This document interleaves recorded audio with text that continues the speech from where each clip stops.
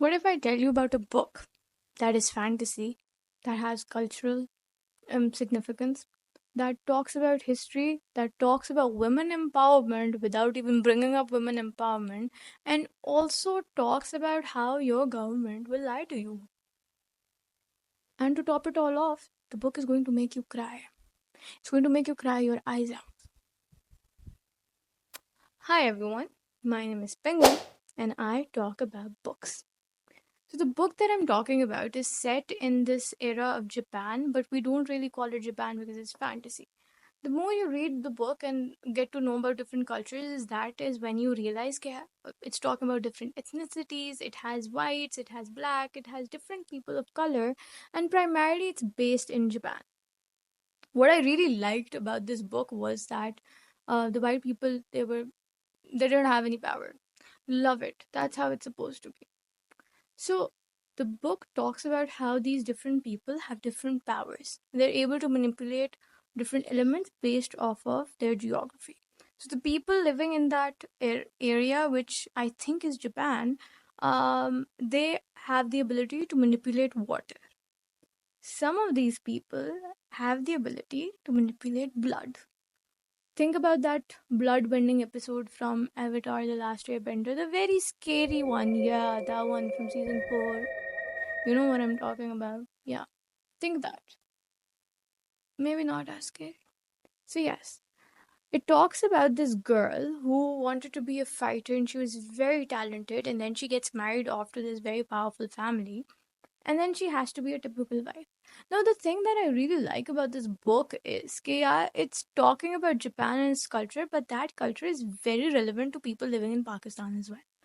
मतलब if you were to ask me about a typical arranged marriage in Pakistan, that's exactly how it is. घर में शादी कर लो, बच्चे पैदा करो, बेटे होने चाहिए, stuff like that. Same to same. Same to same. Anyways, so she doesn't have a very good relationship with her husband. Sure.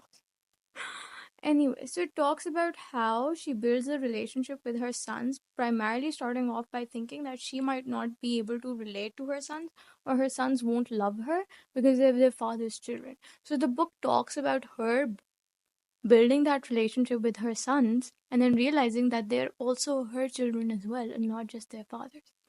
It talks about complexities of war and the loss that one has to face during wartime. And you have to go through it to understand it. That is the thing.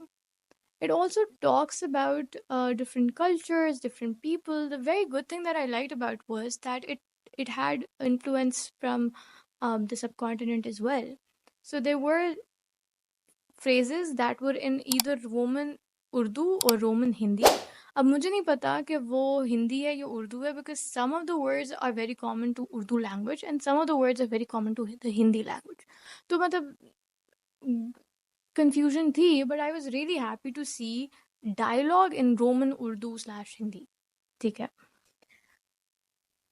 I can tell you how the book ends, but I don't want to. What I do want to appreciate is that it's written beautifully.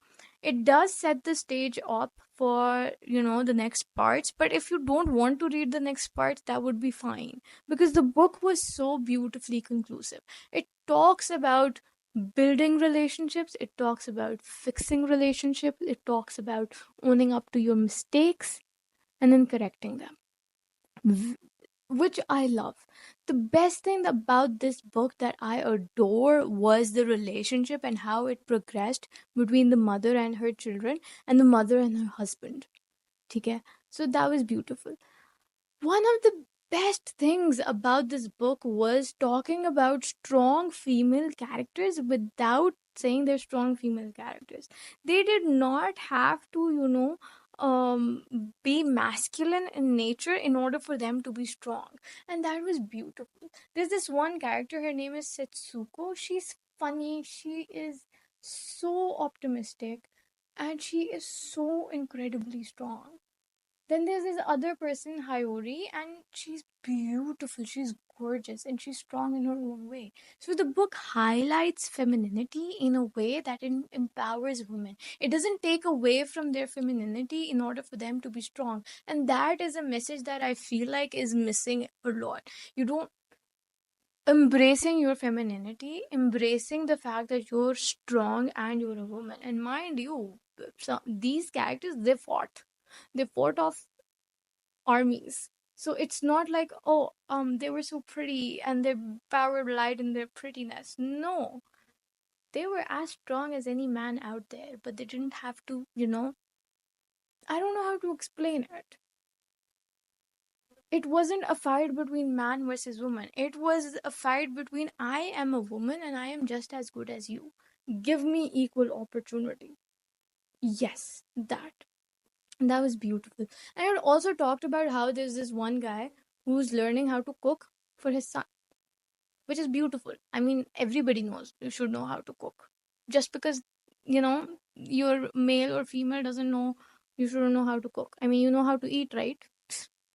So I think I'm sidetracking. So the book that I'm talking about is Sword of Kaigen by Wang. I think I missed it out. Like I went on rambling and I, forgot to mention the book name. So the book that I'm talking about, Sword of Kaigen. It was all over my TikTok, and I knew going in that I was going to be devastated. I just didn't know it was going to be this bad.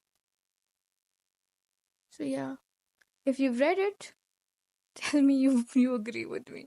If you haven't read it, give me your thoughts. And yes, comment other books that you feel talk about women empowerment without like, shoving it down people's throat and taking away from the what it means to be a woman. And if you haven't read it, what are you waiting for? Go read it now.